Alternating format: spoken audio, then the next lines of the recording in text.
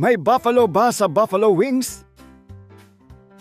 Welcome back to my channel class. Ako muli si Professor Ipaliwanag ng University of Life.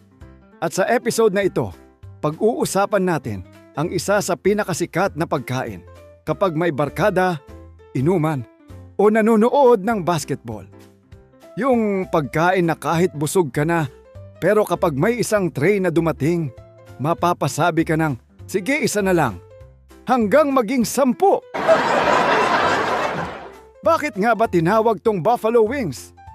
Galing ba ito sa buffalo meat? May pakpak ba ang buffalo? Alamin, dito, sa The Taglish Explainer. Ang topic na ito ay mula kay Joey111. Salamat sa suggestion mo. At shoutout sa mga Pinoy dyan sa New York. Bago naging sosyal ang buffalo wings, ang chicken wings noon ay halos reject na parte ng manok. Noong early 1990s sa Amerika, mas gusto ng tao ang dibdib, hita, at drumstick. Samantalang ang pakpak, madalas, ginagawang sabaw, itinatapon, o ginagawang cheap stock.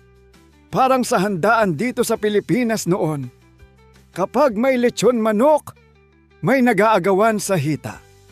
Tapos may isang pakpak na paikot-ikot sa plato dahil walang kumukuha. Pero class, minsan talaga, ang minamaliit na parte, siya pang magiging bida. Pumunta tayo sa Buffalo, New York. Hindi ito lugar na maraming kalabaw ha? Dito nagsimula ang alamat sa isang maliit na restaurant na tinatawag na Anchor Bar. Pag-aari ito ni na Frank Bellissimo at Teresa Bellissimo, mga Italian-American immigrants na naghahain ng comfort food sa kanilang komunidad. At ayon sa sikat na kwento, isang gabi ay may dumating na grupo na naghahanap ng midnight snack. Ang problema, kaunti na lang ang ingredients sa kusina. At doon nakita ni Teresa ang chicken wings, yung parte ng manok na halos walang pumapansin. Pero imbis na itapon, ginawa niya ang isang bagay na nagpabago sa food history. Kinuha ni Teresa ang wings. Pinirito niya. Nilagyan ng spicy hot sauce.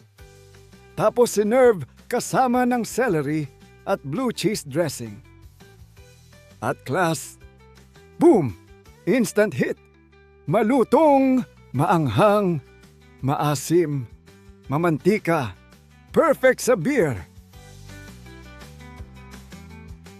At dahil ginawa ito sa Buffalo, New York, tinawag itong Buffalo Wings. Hindi dahil kalabaw ang gamit, parang Bicol Express, galing Bicol.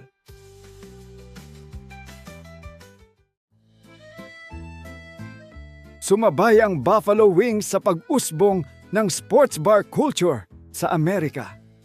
Habang nanonood ng football, basketball, baseball, naghahanap ang mga tao ng pagkain na madaling kainin, pwedeng share-share, at bagay sa malamig na inumin. At doon naging perfect ang buffalo wings. Hindi kailangan ng kutsara. Hindi kailangan ng formal dining. Kamay lang. Habang tumatagal, lumabas na sa Amerika ang buffalo wings. Nagkaroon ng iba't ibang version. Honey garlic, barbecue, garlic parmesan, Korean style, extra spicy, at nang dumating ang international food boom, sumikat lalo ito sa buong mundo. Kasama na ang Pilipinas. Sa kalaunan, nagsimulang magbago ang eksena ng chicken wings sa Pilipinas. Kung dati ay makikita mo lang ito sa ilang American-style restaurants at sports bars, unti-unti itong naging paboritong pagkain ng mga kabataan at pamilya. Dumami ang mga wings restaurants sa iba't ibang lungsod at halos bawat mall o commercial area ay may sariling bersyon ng chicken wings. Lalong sumikat ito dahil sa kultura ng barkadahan. Kapag may reunion, after office hangout, o simpleng catch-up session, madalas chicken wings ang nasa gitna ng mesa. Madaling paghatian, madaling kainin, at mas masaya kapag may paunahan sa paboritong flavor. Kasabay nito ang pag-usbong ng mga food park. Sa mga open-air food destinations na ito, halos hindi mawawala ang isang stall na nagbebenta ng chicken wings. Mura, masarap, at bagay sa malamig na gabi habang nakikipagkwentuhan sa mga kaibigan. Malaki rin ang naging papel ng internet. Dahil sa online food reviews, YouTube food vlogs, at social media posts, mas maraming Pilipino ang nakakita ng iba't ibang klase ng wings. Kapag may bagong restaurant na may kakaibang flavor, mabilis itong kumakalat online. At syempre, dumating din ang panahon ng mga mukbang videos kung saan kilo-kilong wings ang kinakain sa harap ng kamera, na lalo pang nagpasikat sa pagkain. So tandaan ha, ang buffalo wings ay hindi gawa sa kalabaw.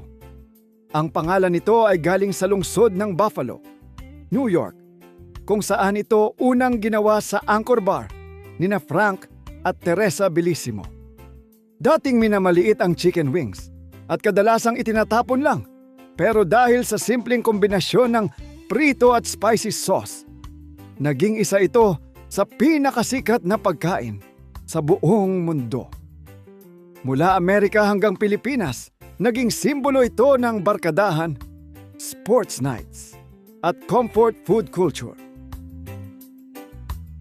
Ako si Professor Ipaliwanag ng University of Life.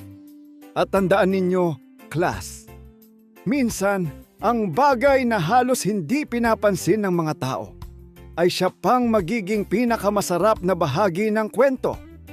Katulad na lamang ng noon ay inaayawang parte ng manok, na ngayon ay famous na sa iba't ibang bahagi ng mundo.